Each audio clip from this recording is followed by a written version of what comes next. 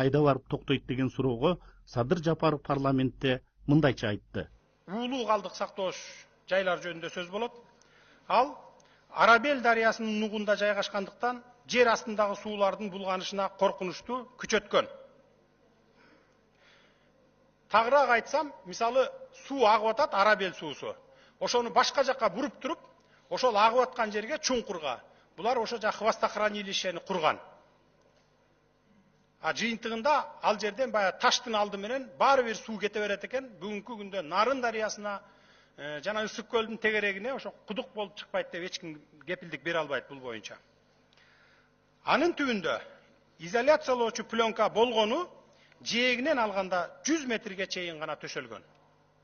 А калдык сактоочунун түбүнүн калган бөлүгү пленка жок бойдон калган. Бул болсо уулуу калдыктардын мөңгүгө каныккан участкаларынан уулуу заттардын сарыгып агышын күчөткөн. Жер алдындагы суулардын булганышы Нарын дарыясына зыяндуу химиялык заттардын пайда болушуна алып келет. Бул ушул өрөөндүн жашаган калкына зыянын тийгизет десек болот. А бирок канадалык компания, канадалык ишкерлер ушул хвостохранилищенин алды толугу менен мировой уровеньдеги, международный стандарттагы ушу пленка менен төшөлгөн деп бүгүнкү күнгө чейин отчет берип келген. Бирок тилекке каршы андай болгон эмес.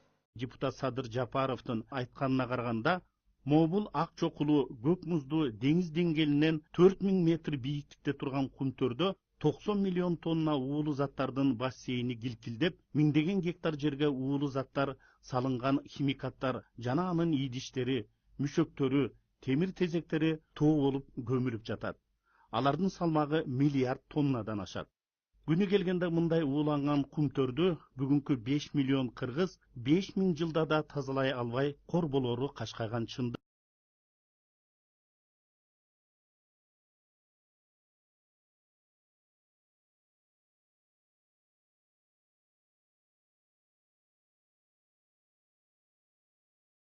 Кыргыз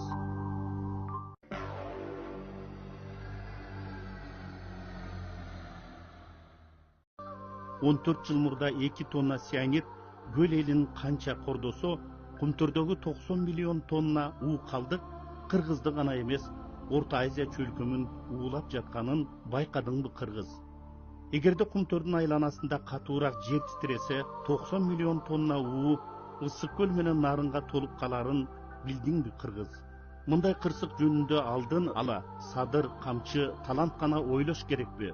Алтыныбызды алып, жерибизди, элибизди уулап жаткан бийлик менен канадалыктарга баш ийип жата беребизби? Кооз аймагыбызды талкалап, жаныбарын кырып, элин уулап жаткан канадалыктарга 20 жылда 260 тонна таза алтын берип, ордуна 90 миллион тонна уулуу заттардын бассейнин жана кар алдында көмүлгөн миллиард тонна уулуу заттардын калдыктарын келечек муунга белек кылабызбы кыргыз? Бул айтылган жомок эмес.